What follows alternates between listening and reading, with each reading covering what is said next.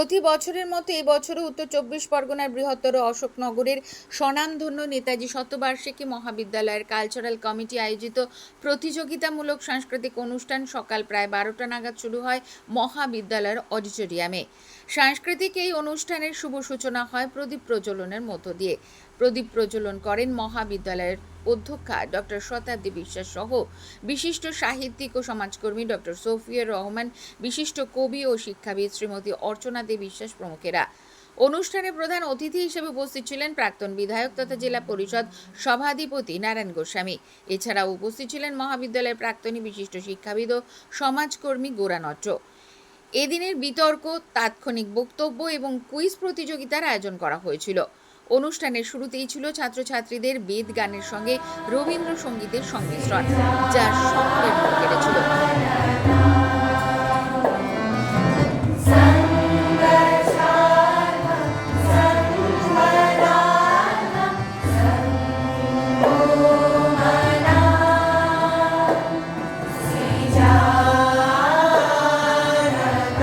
অধ্যাপিকা মনমোহন রায়। আকর্ষণ ছিল বেদ গান। বেদের গানের সঙ্গে রবীন্দ্রনাথ ঠাকুরের আনন্দলোকে মঙ্গলালোকে দুটো গানকে আমরা মার্চ করেছি।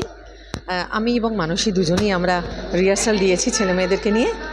তো ওপেনিংয়ে গানটা এক মাত্রা দিয়েছে, এটা আমাদের মনে হয়েছে। শুনুন, তারা বাইরে থেকে এসেছিলেন, তারাও একই কথাই বলেছেন। আমাদের ছেলেমেয়েরা খুব ভালো পারফর্ম করেছে। মিউজিক থেরাপির ওপর কি আপনারা জোর দিচ্ছেন? হ্যাঁ, ডেফিনেটলি। এই যে বেদের গানটা, এই গানটা মেডিটেশনের কাজ করছে। যখন গানটা শেখানো হয়েছে বাচ্চাদের, ওরা নিজেরাও কিন্তু বরাবর বলেছে যে গানটা শোনার পর বা গানটা শেষ করার পর ম্যাম কিরম একটা যেন লাগছে, একটা শান্ত হয়ে যাওয়া, মন স্থির হয়ে যাওয়া। হ্যাঁ, বাইরে থেকে কোনো নয়েজ পাচ্ছি না শুনতে। তার মানে কি ওরা মেডিটেশনে ঢুকে গেছে ব্যাপারটায়। তো আজকেও পারফরমেন্সের পরে যারা অডিয়েন্সের চেয়ারে ছিলেন তারাও একই কথাই বললেন যে ভীষণ ভালো লাগলো, যেন মনে হচ্ছে বেলুড় মঠে এসে গেছি, এত সুন্দর একটা স্নিগ্ধ পরিবেশ।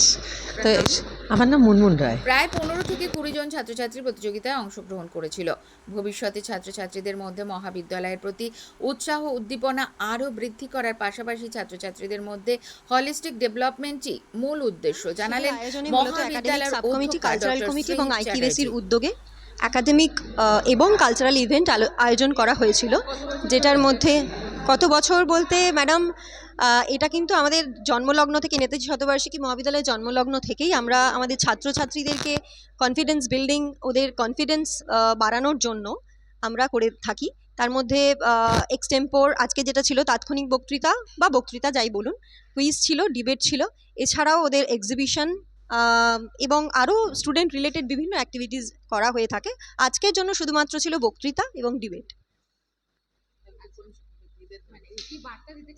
আমরা ওদেরকে যেটা বার্তা দিতে চাইছি, যেটা হচ্ছে পড়াশোনা করার পাশাপাশি এক্সট্রা কারিকুলার অ্যাক্টিভিটিসেরও দরকার, এবং আজকের দিনে দাঁড়িয়ে শুধুমাত্র পড়াশোনা করলেই যে হবে না, তার সঙ্গে সঙ্গে ওদের এই যে এক্সট্রা কারিকুলার অ্যাক্টিভিটিসগুলোও শিখতে হবে।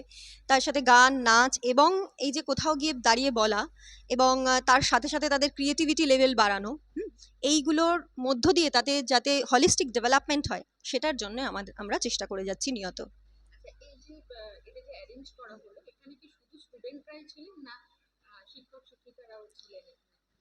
অ্যারেঞ্জ করেছি মূলত আমরা টিচাররা মিলে, এবং আজকে যারা পার্টিসিপেট করেছে সেখানে স্টুডেন্টরা পার্টিসিপেট করেছে। এবং আপনি যদি বলেন যে হ্যাঁ, তাদেরকে গান শেখানোর জন্য কালচারাল কমিটিতে যারা ছিলেন, মিউজিক ডিপার্টমেন্টের অধ্যাপকগণ এবং একাডেমিক রিলেটেড যে সমস্ত ইভেন্টগুলো হয়েছে, তো সেখানে স্টুডেন্টদেরকে মানে তৈরি করবার জন্য আমরা যারা ডিপার্টমেন্টের ছিলাম তারা ওদের পাশে থেকেছি এবং ওদেরকে। আমার নাম ডক্টর শ্রী চ্যাটার্জি, আমি শিক্ষা বিজ্ঞান বিভাগের অধ্যাপিকা এবং আইকিউএসি কোঅর্ডিনেটর। সামনেই ভোট, রাজনৈতিক চরম ব্যস্ততার মধ্য দিয়েও অশোকনগর কেন্দ্রের প্রাক্তন বিধায়ক তথা জেলা পরিষদ সভাধিপতি নারায়ণ গোস্বামী নির্বাচন কমিশনকে এক হাত নিলেন। নির্বাচন কমিশনার এবছর যেটা করছেন সেটা অতিরিক্ত করছেন। এত 1952 সাল থেকে যদি দেখা যায় নির্বাচন গণতান্ত্রিক ব্যবস্থা, এইরকম খোল নলচে পাল্টে ফেলা দেখা যায়নি। সাব ইন্সপেক্টর লেভেল পর্যন্ত ট্রান্সফার, এরপরে কি কনস্টেবল করবেন না কি? ঘটনাটাই ভিডিও রিটার্নিং অফিসার বড় বড় আমলাদের করেছেন, ঠিক আছে। এখন আপনাকে দেখতে হবে কি নির্বাচন কমিশনের দায়বদ্ধতা কিন্তু সুষ্ঠুভাবে ভোট সম্পন্ন করা। যাদের তাহলে অভিজ্ঞতার কি মূল্য থাকবে না? যারা এক্সপিরিয়েন্সড অফিসার তারা বাদ চলে যাচ্ছে, অপেক্ষাকৃত যারা আসছেন তারা ততটা অভিজ্ঞ না, এই কাজ তারা করেননি। বিসিএস 2025, তার তো ইলেকশন করবার অভিজ্ঞতা নেই। আমি বলছি তারা হবে নিশ্চয়ই, তারা মেরিটোরিয়াস স্টুডেন্ট, তারা নিশ্চয়ই আগামী দিনে আমাদের রাজ্যের সম্পদ হবেন। কিন্তু অভিজ্ঞ লোক এখানে এত ডিসিশন নেওয়ার ব্যাপার থাকে যে পূর্ব অভিজ্ঞতা ছাড়া এই কাজগুলো করা কিন্তু সত্যি দুষ্কর। তো জ্ঞানেশ কুমারী একটা গোটা নির্বাচন প্রক্রিয়াকে একটা অনিশ্চয়তার মধ্যে দিন দিন ঠেলে দিচ্ছে। সেই জায়গায় একজন ভোটার হিসেবে আমি যথেষ্ট চিন্তিত। আর অশোকনগরের মাটি শিল্প সংস্কৃতির মাটি, সুতরাং এই সংস্কৃতির ধারক এবং বাহক আমাদের এখানকার যারা ছাত্রছাত্রী আছে, তারা সেই বিজয় পতাকাটা হাতে করে কাঁধে করে এগিয়ে চলেছেন। এর থেকে বড় শান্তির সাংস্কৃতিক চর্চা তার মধ্যেই থাকবে যার মধ্যে একটা সংবেদনশীল মন থাকবে।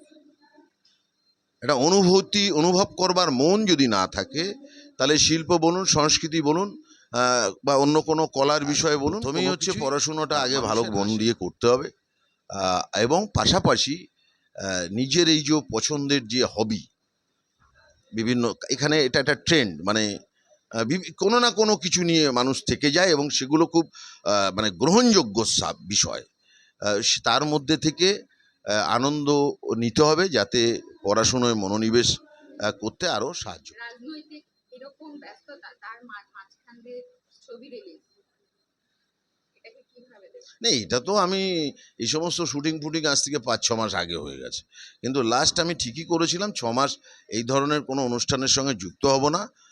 পলিটিক্সটা আমার কাছে ফার্স্ট প্রায়োরিটি, মমতাদি আমার কাছে প্রথম চয়েস, ন্যাচারালি তার আইডিওলজিতে বিশ্বাস করি, সেই জন্যে নির্বাচন শেষ হোক তারপরে বাকিটা ভাব। অনুষ্ঠান শেষে মঞ্চ থেকে প্রতিযোগিতায় অংশগ্রহণকারী ছাত্রছাত্রীদের মধ্যে পুরস্কার বিতরণ করা হয়। অনুষ্ঠানে মহাবিদ্যালয়ের ছাত্রছাত্রী, অধ্যাপক অধ্যাপিকাবৃন্দ সহ শিক্ষা সহায়ক বন্ধুদের উপস্থিতি ছিল চোখে পড়ার মতো। ক্যামেরায় খোকন কুণ্ডুর সাথে পাপ্পু রিপোর্ট, প্রয়াস নিউজ।